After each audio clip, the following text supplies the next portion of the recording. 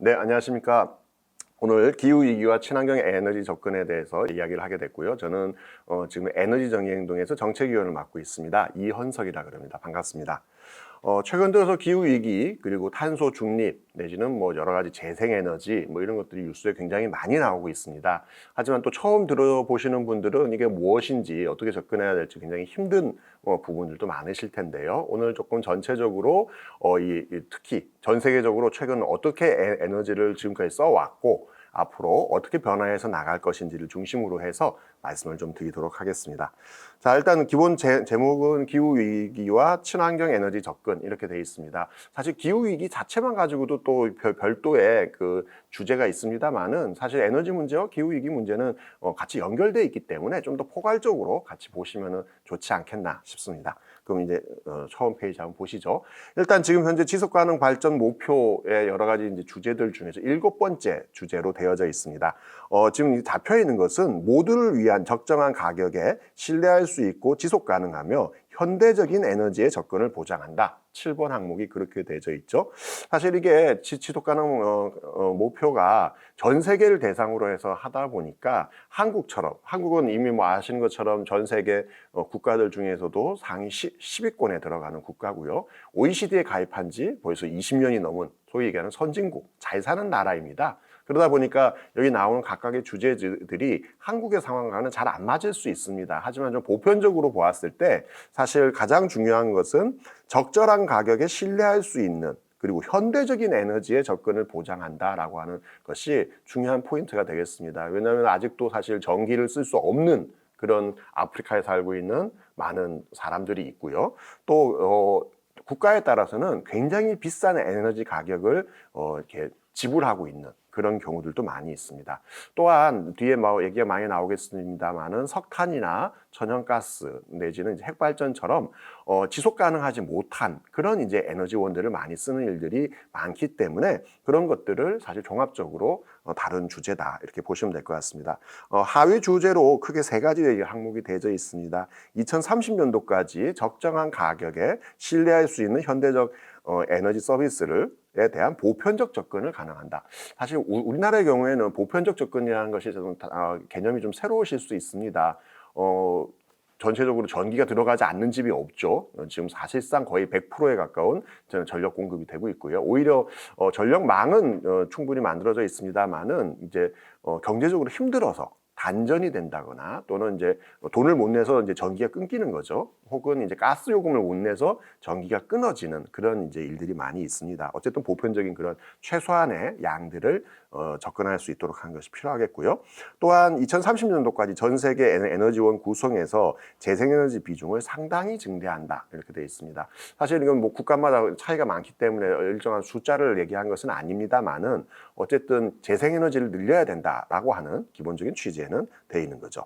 또한 2030년도까지 전 세계 에너지 효율을 2배 향상한다 되어 있습니다. 이 에너지 효율이라고 하는 게 굉장히 중요합니다. 우리 아마 이 강의를 들으시는 분들은 학교 다니실 때나 주변에서 에너지를 절약해야 된다는 걸 많이 배우셨을 겁니다. 근데 사실은 에너지 절약과 효율은 두 가지가 반드시 같이 들어가야 되는 겁니다. 뭐 예를 들면 이런 겁니다. 한 등을 꺼야 된다. 필요 없는 등을 꺼라. 이런 거는 이제 절약입니다. 한 등 끄기 뭐 이런 거 예전에 캠페인들 많이 했었죠. 이거는 불필요한 에너지를 쓰지 않는 것이고요. 효율은 에너지를 쓰는 겁니다. 다만 그것을 과거 쓰는 어떤 기기가 아니라 새로운 기계를 넣는다거나 또는 에너지 효율을 높이는 과정을 통해서 과거보다 더 적은 에너지를 쓰고도 동일한 효과를 내는 거죠. 대표적인 게 우리 주변에 있는 전등입니다. 과거에 있던 꼬불꼬불하게 생겨 있는 백열전구, 그 뭐 60와트, 60촉, 100촉, 100와트 이렇게 불리던 것이 있는데요. 최근에 마트에 가시면은 LED 전구 판매하고 있습니다. 과거에 60와트, 100와트짜리 백열 전구보다 훨씬 더 밝은데 이 LED 전구의 경우에는 전기가 한 10분의 1까지도 적게 듭니다.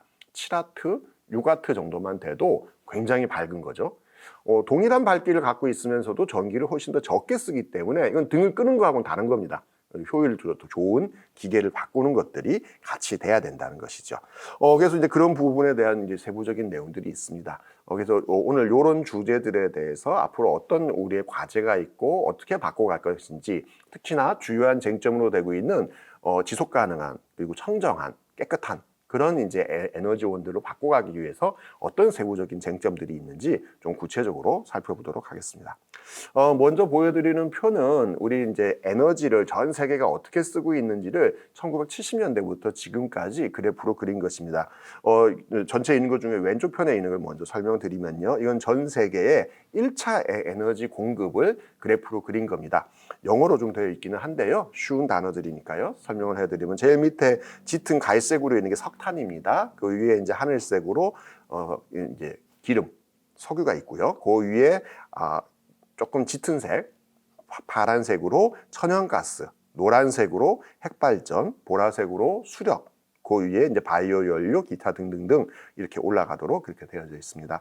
보시면 전체 에너지를 쓰는 총 공급량, 공급되고 있는 에너지의 양은 매년 쭉 늘어나는 걸 보실 수 있습니다. 1971년 대비 지금 이렇게 비교해 보시면은 전체 총 공급되고 있는 에너지의 양이 2배가 넘는 것을 보실 수 있습니다. 매년 더 많은 에너지를 우리가 공급받고 그만큼 쓰고 있는 것이죠. 하지만 그 밑에 있는 원으로 되어 있는 그래프 두 개를 보시게 되면은 소위 얘기하는 화석 연료, 이게 석유, 석탄, 천연가스라고 불리는 그 비중들이 급격하게 좀 이렇게 줄어들고 있는 것을 보실 수 있습니다. 특히 석유의 비중은 70년대 대비해서 굉장히 많이 줄었고요. 전체 이 세계가 차지하고 있는 비중도 전체에서는 뭐 약간 줄어드는 그런 모양새를 보이고 있습니다. 오른편에 있는 그래프는 똑같은 1차 에너지, 이 1차 에너지라고 하는 것은 자연 상태에서 그대로 끄집어낸 아까 말씀드린 석유, 석탄, 천연가스 또는 핵발전의 경우에는 우라늄 같은 것을 이용해서 하는 이런 전체적인 에너지를 뜻합니다. 보시게 되면은 전 세계 에너지 양은 쭉 증가하고 있는데 OECD, 소위 잘 사는 나라들의 경우에는 증가하던 것이 2005년을 기점으로 해서 꺾어져서 더 이상 증가하지 못하고 미세합니다만은 줄어들고 있는 것을 보실 수 있습니다.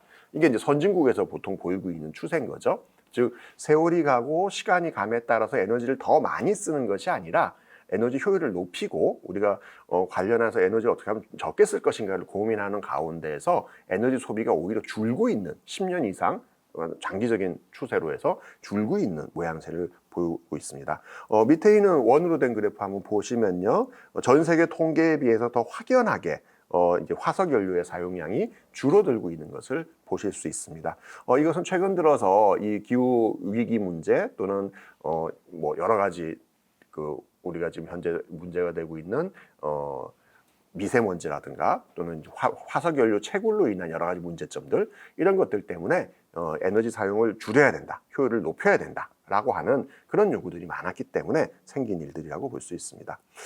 또 하나는 이제 구체적으로 여러 가지 에너지원들이 있는데요. 다 살펴보기는 시간이 없어서 대표적인 이제 에너지원으로서 먼저 좀 석유, 원유를 먼저 한번 살펴보도록 하겠습니다.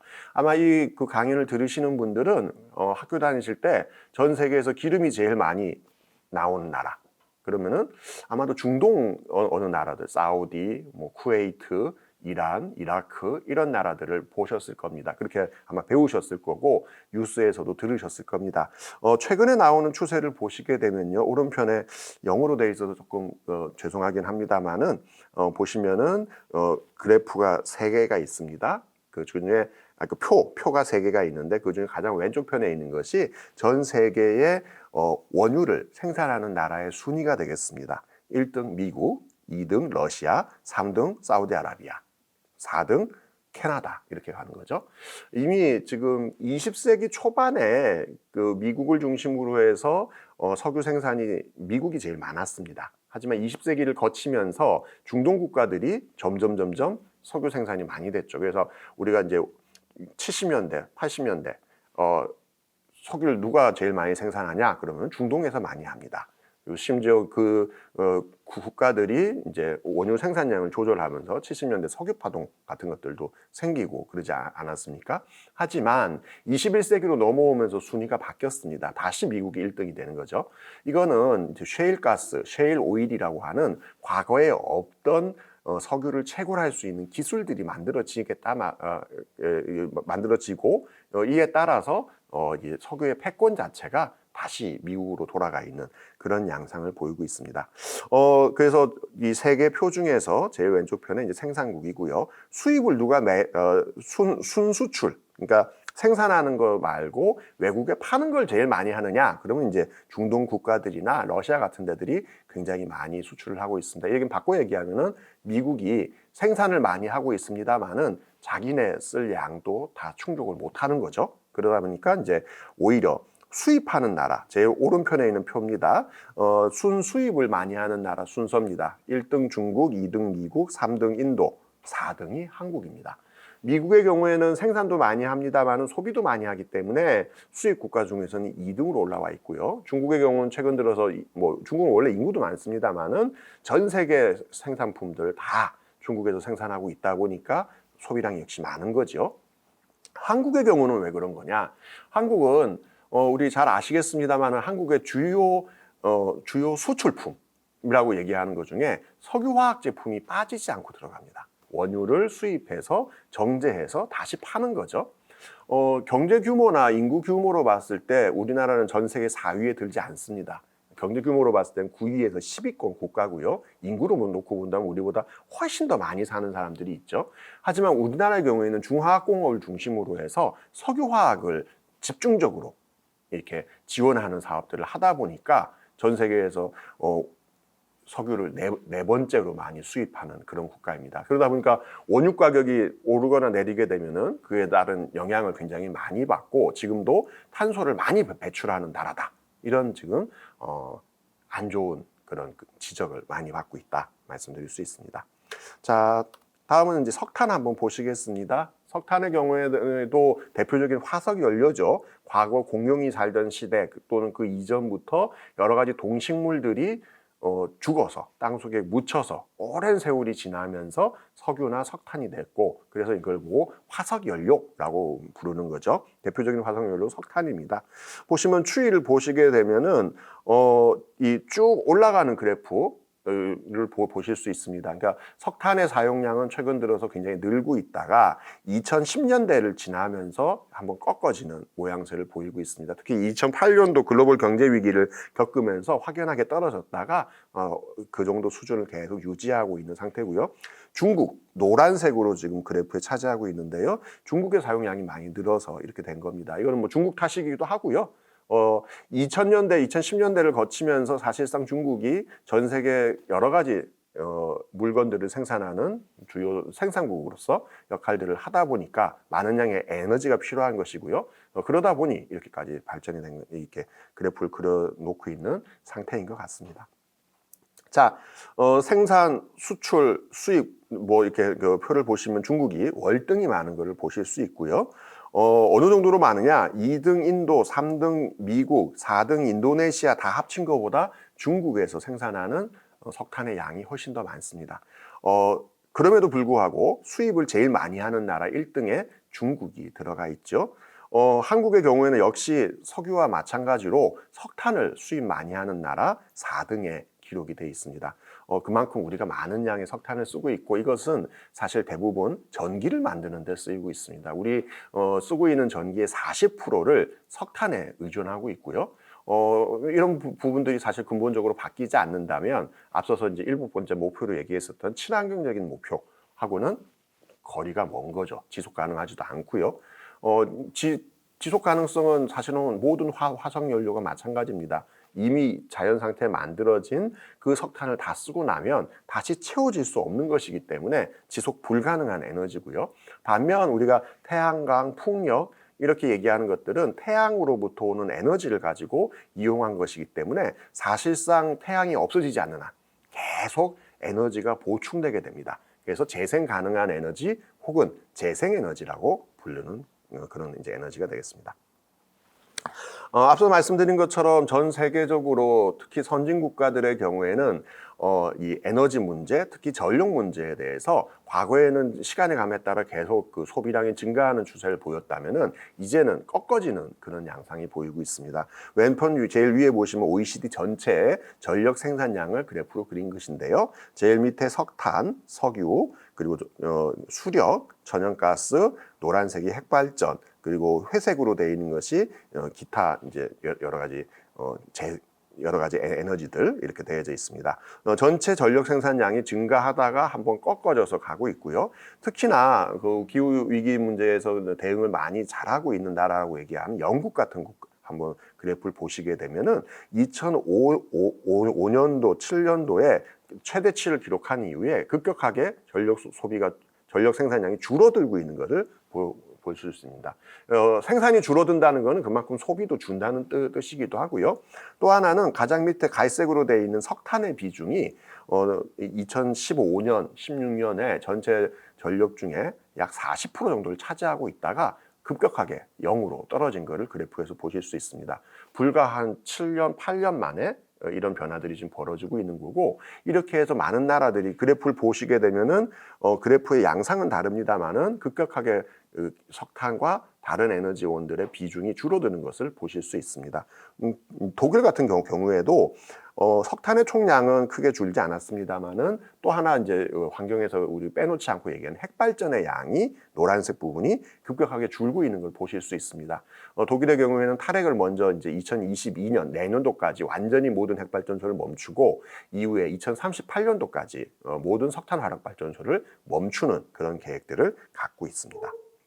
한국의 경우에는 그래프를 보시면 전력 소비량, 전력 생산량이 계속 증가하는 그 추세를 그대로 보이고 있고요. 그리고 양이 늘어나는 것에 따라서 석탄이나 또는 노란색으로 있는 핵발전의 그 비율 자체는 그대로 유지되는 그런 양상을 보이고 있습니다. 이런 것들은 이제 해외 다른 나라하고는 분명히 확연하게 달라지는 추세고요. 그런 것들이 최근 들어서 에너지 정책을 바꾸면서 우리도 전력 소비량을 줄이고 그리고 이 화석 연료나 핵발전을 이용한 전력 생산을 줄이자라고 하는 소위 탈핵, 탈석탄 논의들이 진행되면서 이제 본격적으로 변화가 조금씩 있을 것으로 그렇게 예상되고 있습니다. 뭐 대표적인 그 재생에너지와 관련해서는 태양광 발전 같은 것들이 대표적으로 얘기됩니다. 종종 언론에서도 표현을 잘못 쓰곤 하는데요. 태양의 빛을 이용한 것이죠. 그래서 전기를 생산하는 겁니다. 태양열이라고 쓰기도 하는데요. 태양열은요, 태양에서 나오는 빛을 씁니다만은 정확하게 얘기하면은 열을 쓰는 겁니다. 그래서 태양열 하면 온수를 쓴다. 이런 것들이 훨씬 더 자연스럽게 연결이 되고요. 전기를 생산하는 때는 태양열 발전 이렇게는 잘 쓰지 않습니다. 그런 발전소는 아주 특별한 경우들 말고는 없고요. 태양의 빛을 이용한 태양광 발전소를 건설하고 있습니다. 사실 최근 들어서 산이나 또는 뭐 갯벌 같은 것들을 매립해서 이 태양광 발전을 건설함으로써 사회적 논란이 되고 있습니다. 하지만 저는 사실 이 재생에너지라고 하는 것은 어디에 설치되느냐, 그리고 이것이 얼마만큼 친환경적인가라고 하는 부분들이 중요하다 봅니다. 즉 모든 태양광 발전소가 친환경이라고 보지는 않는다는 거죠. 산을 깔아 뭉개고 나무 다 베고 거기에다가 태양광 발전을 짓는 걸 보고 친환경이라고 얘기하기는 사실 힘들다고 봅니다. 그래서 좀 밑에 나오는 것처럼 고속도로에 안 쓰는 유유지 혹은 주차장 위에를 이렇게 태양광 발전을 설치하는 이런 식의 방법을 통해서 사실 우리 주변에서 이런 전력을 생산해서 쓰는 그렇게 되면 큰 규모의 송전선로나 이런 것도 필요 없기 때문에 더욱더 좋은 발전이 되지 않겠나 싶습니다. 풍력 발전도 사실 굉장히 크고 이것으로 인해서 지역 주민들의 혼란들이나 이런 것들이 굉장히 많이 좀 언론에도 많이 나오고 있습니다. 사실 어느 장소에 풍력 발전기가 설치되는지에 따라서 여러 가지 것들이 달라질 수 있기 때문에 그런 측면들에서는 앞으로 더 많은 논의가 필요하다고 생각합니다. 우리나라의 경우에는 재생에너지가 사실 그동안 많이 보급되지 못했습니다. 뭐 여러 가지 이유가 있겠습니다만은 기존의 석탄이나 핵발전을 이용한 전력 공급이 굉장히 많이 됐기 때문에 재생에너지는 말로는 친환경, 재생에너지 필요하다 또는 우리가 녹색으로 가야 된다 얘기를 많이 했습니다만은 실질적으로는 그렇게 재생에너지가 그동안 많이 드러나지 못했고요. 현재 전 세계에서 재생에너지를 어느 나라가 많이 하고 있는지를 그래프로 그려본 겁니다. 그래프가 좀 복잡한데요.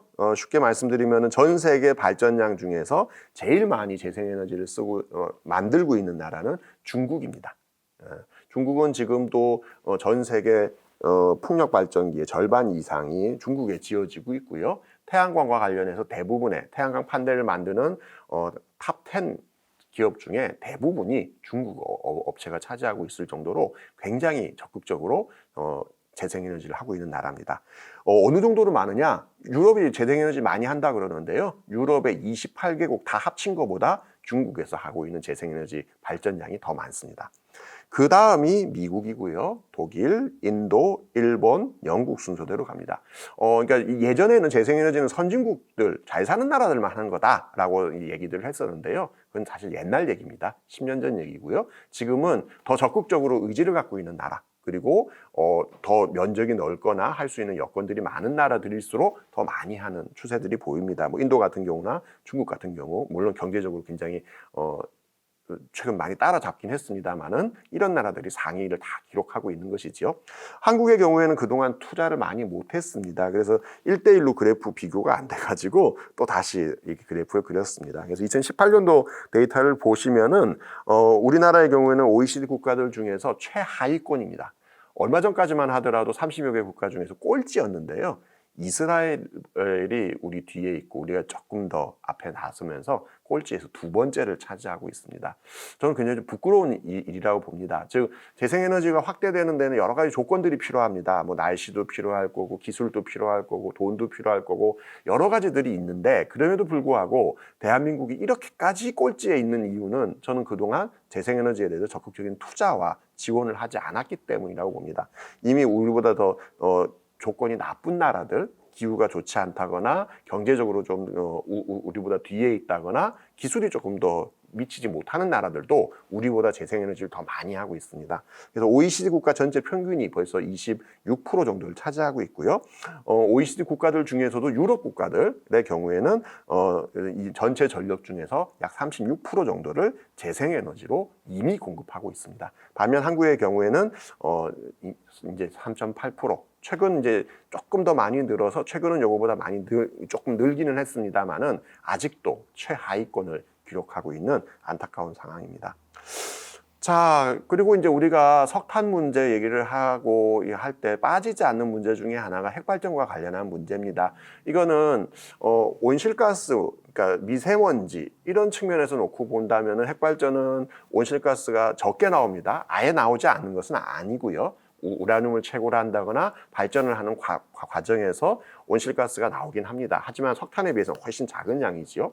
하지만 핵발전은 기본적으로 지속 가능한 발전이라고 얘기하지 않습니다. 왜냐하면은 우리가 표에 나옵니다만은 체르노빌과 후쿠시마 사고 같은 굉장히 최악의 사고들을 경험했던 기억이 있기 때문인 거죠. 단 한 번의 사고로 체르노빌 같은 경우는 사고가 일어난 지 30년이 지났음에도 불구하고 반경 30km 인근에 지금도 사람이 살지 못하고 있습니다. 후쿠시마의 경우에는 지금 사고가 올해가 일어난 지 10년이 됐습니다. 초기에는 반경 20km 내에 주민들이 통제됐고 지금은 그거보다는 면적이 좀 줄었습니다만은 아직도 사람이 살고 있지 못하고요. 인근 지역에 있는 사람들은 지금도 약 4만 명 정도가 집으로 돌아가지 못한 상태로 10년이 지났음에도 불구하고 이런 일들이 계속 반복되고 있습니다. 또 하나는 핵발전과 관련해서는 온실가스는 뭐 적게 나온다 선 치더라도 핵폐기물이 있는 거죠.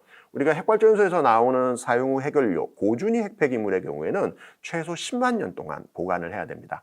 10만 년이라는 기간이 잘 상상이 안 되실 것 같아가지고 과거에 우리가 어떻게 살았는지를 한번 표로 갖고 와봤습니다. 우리 3만 년에서 6만 년 전에 인류 호모사피엔스들은 네안데르탈인과 함께 살았다고 합니다. 그래서 우리 피 속에 네안데르탈인의 피가 같이 섞여 있다고 합니다. 그게 불과 3만에서 6만 년 전인 거죠. 그럼 10만 년 뒤에 인류가 살고 있을까요? 전 잘 모르겠습니다. 하지만 핵폐기물은 남아서 그때까지 그 이상을 더 관리해야 되는 것이니 미래 세대에 대한 책임, 그리고 이 굉장히 위험한 그 핵물질이기 때문에 이런 물질들을 과연 그때까지 제대로 관리할 수 있겠는가라는 과학적인 어떤 과제들 이런 것들이 같이 남아있는 그런 문제다 보시면 될 것 같습니다. 또한 재생에너지 중에서는 환경을 파괴하는 재생에너지도 있습니다. 아까 태양광 문제도 말씀드렸고요. 뭐 여러 가지 말씀드렸는데 대표적으로 조력발전소 같은 것들이 대표적입니다. 인천에 조력발전소를 지으려고 그래가지고 벌써 10년도 넘은 일인데 지역 주민들과 함께 반대 운동을 하고 그랬었습니다. 조력발전은 조수간만의 차에 의해서 밀물과 썰물에 의해서 발전을 하는 거기 때문에 온실가스도 나오지 않고요. 뭐 연료를 태우거나 그러지도 않습니다. 핵폐기물도 나오지 않지요. 하지만 이 조력 발전을 하기 위해서는 바닷물을 막아서 댐을 만들어야 됩니다. 그럼 인근의 갯벌, 해양 생태계가 망가지게 되겠지요. 그래서 당시에 이제 어민들하고 같이 반대 운동들을 했었는데요.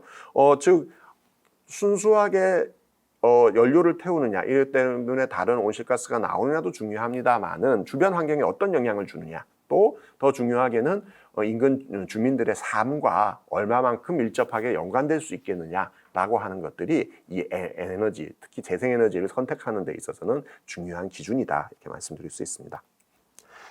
그럼 이제 기후 문제에 대해서 말씀을 좀 드려보겠습니다. 이후에 또 기후 변화 문제는 별도의 또 준비가 돼 있겠습니다만은 사실 이게 에너지 문제랑 매우 밀접하게 관련돼 있고 앞으로 우리가 에너지를 어떻게 쓰는지에 관련한 문제이기 때문에 짧게 말씀드리고 뒷부분으로 넘어가도록 하겠습니다.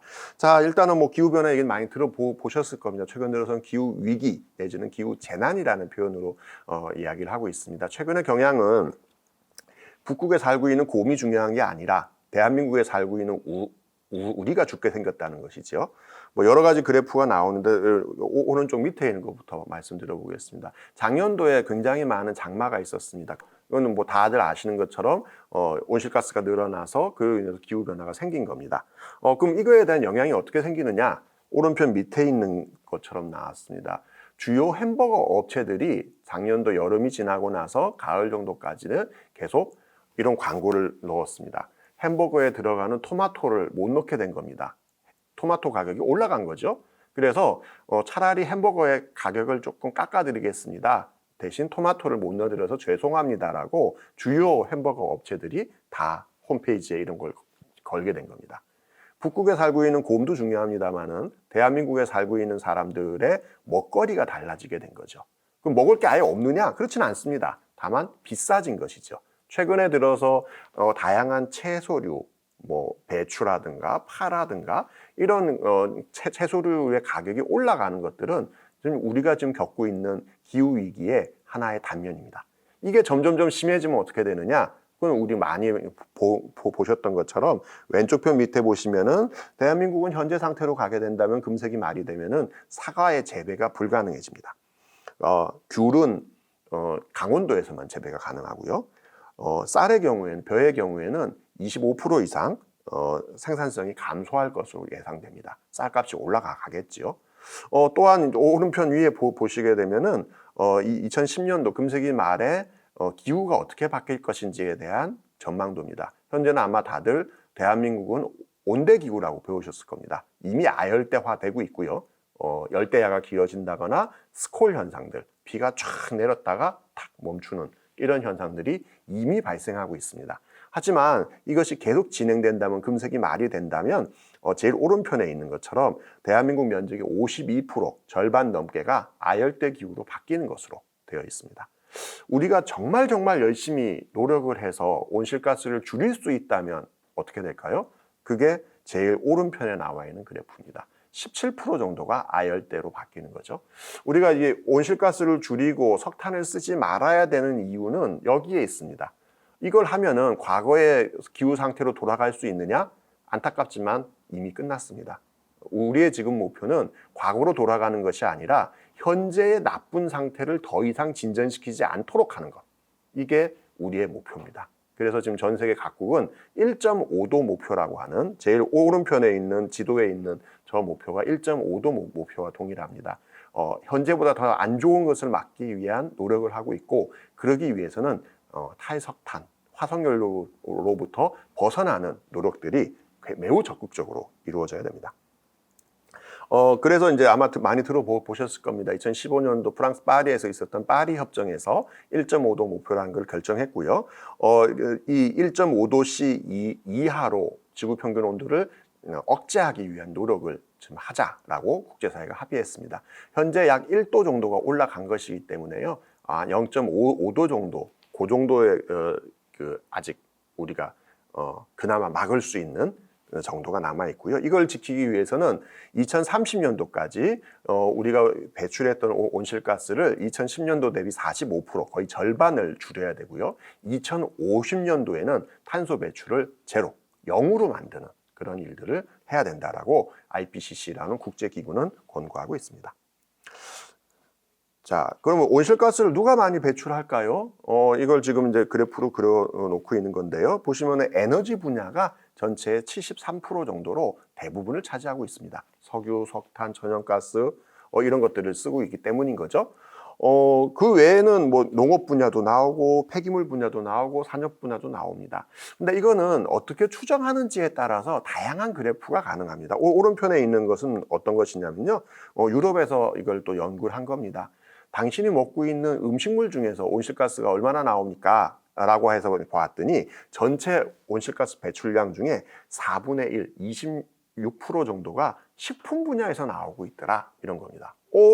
여기 보면은 이 에너지 분야에서 제일 많이 나온다 그러는데요. 어떻게 계산하는지에 따라서 많이 나오는 것들이 달라질 수 있습니다. 예를 들면 이런 거죠. 여기에 에너지는 전체 석유, 석탄, 천연가스를 얼마나 쓰는지를 그래프를 그린 거지만 우리가 먹는 음식은 예를 들면 우리가 소고기를 먹는다고 생각해 보십시오. 소를 키우기 위해서 사료를 줘야겠죠. 소를 잡은 다음에는 당연히 이거를 소고기를 냉장해서 자동차에 싣고 국내에서만 들어오나요? 미국에서 갖고 오기도 하고요. 비행기를 타고 들어오기도 하고요. 이런 과정들을 다 거치게 되는 거죠. 이런 것들을 종합해 보았을 때는 식품 분야가 전체의 약 25% 정도를 차지한다. 26% 정도를 차지한다. 라고 하는 연구도 있습니다. 따라서 단순하게 기후 위기를 막는 에너지 분야에서 여러 가지 막는 것들은 단순하게 하나의 석탄 쓰던 거를 재생에너지로 바꾸자라는 것을 벗어나서 우리의 삶 전체를 어떻게 바꿀 것인가에 대한 고민까지도 연결돼야 되는 그런 상황이다. 이렇게 말씀드릴 수 있습니다. 탄소 중립에 대해서 한번 말씀드려 보겠습니다. 이거는 이제 탄소를 결국 2050년도 탄소를 제로로 만드는 이런 일들을 해야 된다고 이제 하고 있는 것이고요. 이미 해외 국가들의 경우에는 벌써 몇 년 전에 2016년도, 17년도에 관련한 선언들을 했습니다. 우리나라의 경우에는 그동안 이것이 탄소 중립 선언이 늦어가지고 빨리 해야 된다라는 요구들이 많았었는데요. 작년도에 2020년도에 우리나라도 탄소 중립 선언을 이제 하게 된 겁니다. 굉장히 늦게 진행을 한 거고요. 해외의 경우에는 사실 2050년도 탄소 중립도 너무 늦다. 더 빨리 땡겨야 된다. 그래서 보시면은 스웨덴의 경우에는 2045년 탄소 중립, 핀란드의 경우는 2035년도 탄소 중립을 선언하고 있기도 합니다. 이런 식으로 해서 사실은 우리가 배출하고 있는 온실가스를 줄이는 화석연료 사용을 줄이는 노력들이 전 세계 각국에서 매우 빠르게 진행되고 있는 중입니다. 자, 한국의 경우는 어떨까요? 10년째 목표를 지키지 못하는 현실에 대한 지금 내용을 설명하고 있는데요. 한국은 지금까지 온실가스 그리고 화석연료 사용을 줄이는 노력을 제대로 하지 못했다는 말씀을 드렸습니다. 그러다 보니까 탄소 배출이 다른 나라는 줄어들고 있는 상태인데 우리는 계속 늘어나는 그런 상태입니다. 보시면은 이게 2000년도부터 지금까지의 온실가스 배출량을 그려놓은 겁니다. 빨간색으로 그린 것이 실제 배출하는 양입니다. 보시면은 과거에 이명박 정부 당시에 파란색으로 되어 있는 약간 이렇게 꺾어지는 그런 그래프를 그려놨죠. 이렇게 줄이겠다라고 목표를 정했습니다. 근데 사실 그래프를 보게 되면은 이명박 정부 기간 동안에도 온실가스가 늘어나는 계획을 잡은 거잖아요. 줄이는 게 아니라 일시적으로 늘어났다가 그 다음부터 줄이겠다 계획을 잡은 거죠. 근데 실질적으로는 그 목표를 지키지 못한 상태로 빨간색 선을 따라서 계속 증가하는 이런 목표를 보이고 있습니다. 목표를 굉장히 느슨하게 잡았고 그 느슨하게 잡은 목표조차도 제대로 지키지 못하는 이런 일이 발생한 거죠. 그래서 해외 NGO들이 한번 뉴스 같은 데서 들어보셨을 겁니다. 대한민국을 보고 기후 악당 국가다 라고 표현을 했는데요. 그런 악당이라고 얘기하는 데는 그런 이유들이 있는 것이죠. 목표도 못 잡고 목표도 잘 지키지 못했고 이런 것들이 그동안 대한민국의 상황입니다. 자, 한국은 전 세계에서 온실가스 배출량 기준으로는 11위의 국가고요.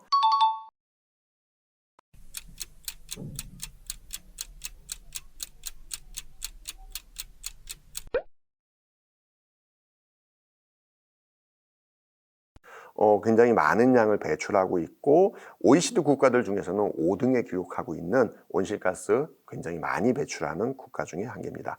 주로 어디서 많이 배출을 하고 있느냐? 공공전기 및 열생산 부분에서 약 36% 정도를 하고 있습니다. 이게 사실상 아까 말씀드렸던 석탄 그리고 천연가스를 이용한 전기 생산에서 이런 것들을 하고 있는 거고요. 다음은 철강하고 도로수 수송이 각각 14%와 13.3%를 기록하고 있습니다.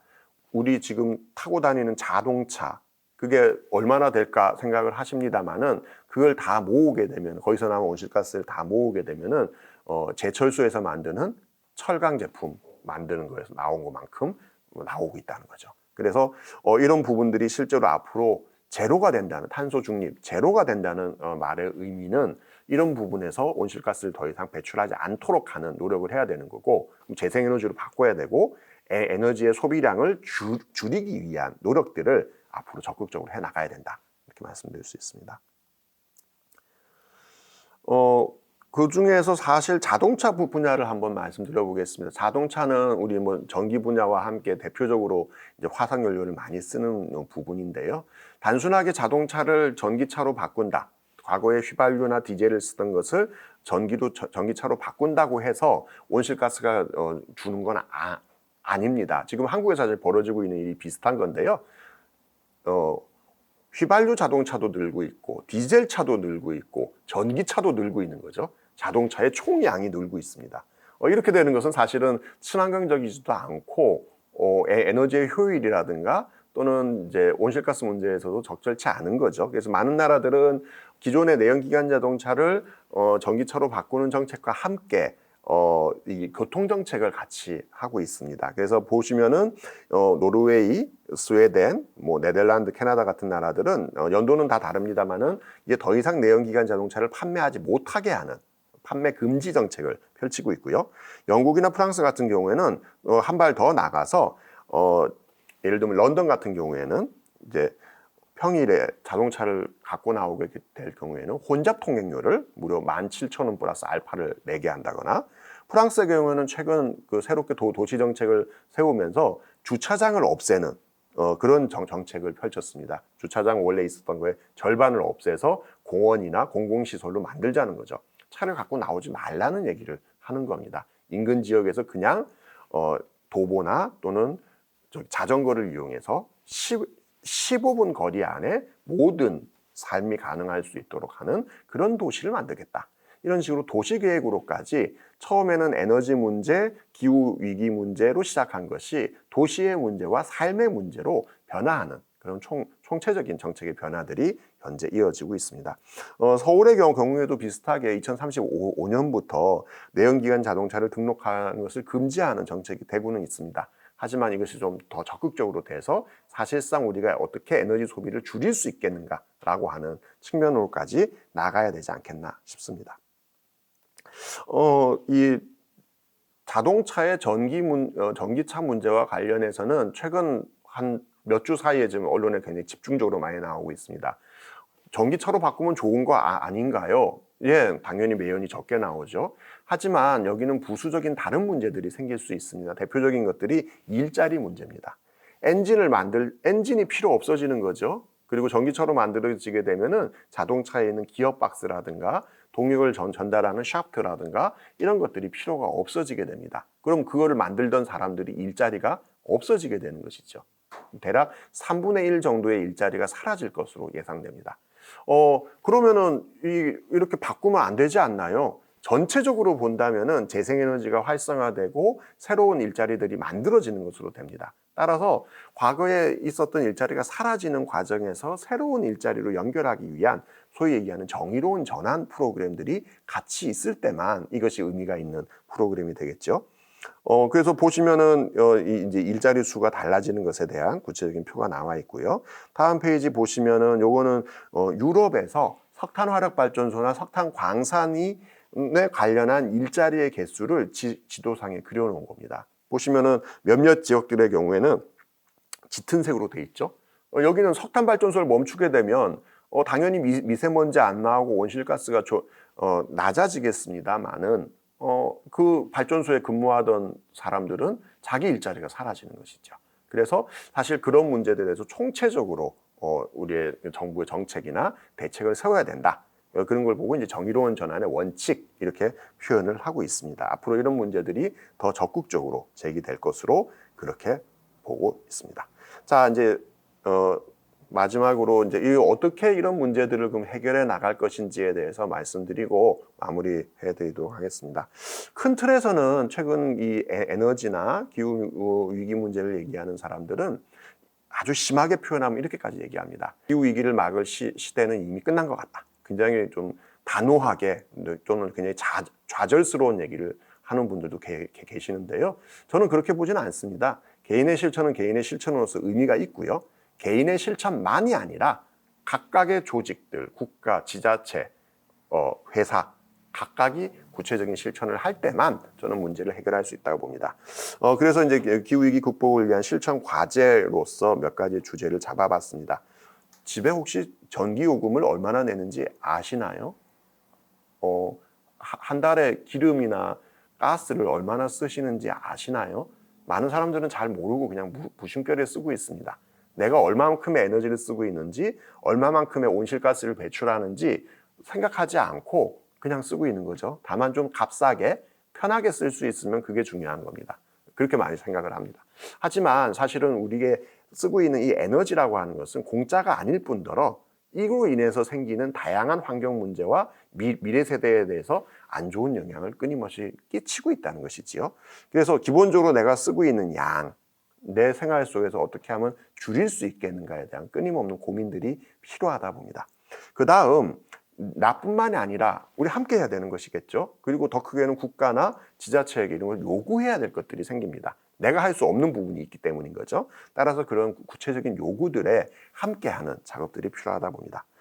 조직, 뭐 회사라든가 노동조합이라든가 또는 환경단체라든가 이런 곳에 함께 하고 계시다면은 마찬가지로 거기도 똑같은 질문을 해야 됩니다. 얼마만큼의 에너지를 쓰고 있는지, 얼마만큼의 온실가스를 배출하고 있는지, 또 줄일 수 있는 방법이 있다면은 뭐를 우린 더 해야 되는지에 대해서 고민해야 되는 거죠. 국가와 지자체의 경우에는 이 범위가 이제 넓어지면서 똑같은 질문을 던지는 것과 함께 추가적으로 관련한 지원을 하는 것을 요청해야 됩니다. 내가 당장 전기차가 아무리 좋다 한들 전기차를 쓸 수 있는 가정 형편이 되지 못한다면은 나는 어쩔 수 없이 옛날 차를 타겠죠. 또는 기후위기 대응을 하고 온실가스를 줄이고 에너지 효율을 높인다면서 내 일자리가 사라진다면 누군가는 그런 것에 대해서 반대하는 시위를 할 수도 있을 겁니다. 국가와 지자체의 역할은 그런 것들을 통해서 그런 것들을 지원하고 보완해 들어가면서 우리 사회가 어떻게 더 이상 온실가스 배출을 하지 않는 방향으로 소위 얘기하는 탈탄소 사회, 탄소로부터 벗어나는 그런 사회를 만들 것인가라는 것으로 넘어가야 된다고 생각합니다. 이런 것에 대한 법률이나 조례 같은 걸 만들어야 되겠고요. 국제적으로도 마찬가지입니다. 대한민국은 잘 사는 나라입니다. 그러니까 이런 논의를 하고 있고 유튜브로 이런 걸 보실 수도 있다고 봅니다. 하지만 사실 더 살기 힘든 나라들의 경우에는 오늘 당장 먹고 사는 게 힘들어서 이런 고민을 못 할 수도 있다는 겁니다. 그럼 국제적인 협력과 지원들을 함께 해주기 위한 노력들이 반드시 필요하다고 봅니다. 마지막 페이지입니다. 말을 끌고 있는 마부의 영화 장면을 보여드리고 있는데요. 이게 1960년대 당시에 있었던 유명한 영화의 한 장면입니다. 서울에서 마차를 끌고 다니던 마부의 얘기를 가지고 영화를 만든 겁니다. 1960년대, 지금부터 약 60년 전이죠. 그때는 서울 시내 한복판에도 말이 끄는 마차가 다녔습니다. 근데 한 10년쯤 지나서 오른편에 보시면 71년도입니다. 딱 10년 지나서 있었던 그 신문 기사를 제가 하나 갖고 와봤습니다. 10년이 지났더니 이제 마차가 다 사라진 거죠. 화물차로 바뀐 겁니다. 그래서 서울역 주변에만 하더라도 옛날에는 60대의 우마차가 있었는데 이제는 거의 없어졌다. 소 4마리, 노새 1마리, 조랑말 1마리가 끌고 다니는 마차가 다다. 그럼 그 옛날에 마차를 끌던 사람들은 뭘 하고 있을까요? 밑에 보니까 이제 새로 용달차가 생겨서 차를 끌고 나왔는데 이게 잘 안 된다는 거죠. 그래서 다른 데 가서 일을 해봐야겠구나라고 하는 인터뷰를 하는 내용입니다. 세상은 계속 바뀌어 왔습니다. 옛날엔 그것이 더 좋았다고 생각할 수도 있고 그걸 통해서 많은 사람들이 생계를 유지하고 살았을 겁니다. 하지만 이제는 그렇게 하기 힘든 세상이 온 것이지요. 50년 전에는 용달차가 새로운 신문물이었고 그것을 통해서 우리가 새로운 다른 세상을 꿈꿔왔다면은 이제는 화석연료에 기반한 과거와 같은 에너지를 쓰는 것을 계속 지속할 수 없는 시대가 왔습니다. 그러다 보면은 당시에 이 마차를 끌던 마부처럼 일자리가 없어지는 사람도 생길 거고 그 변화에 적응하지 못하는 사람도 생길 것이라 생각됩니다.